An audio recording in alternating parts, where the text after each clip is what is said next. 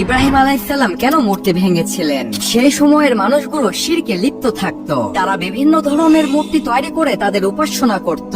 ইব্রাহিম আলাইহিসসালাম ছোট থেকেই তার জাতির মূর্তি পূজা দেখত এবং নিজে নিজেই উপলব্ধি করত যে এই মূর্তি কখনোই স্রষ্টা হতে পারে না।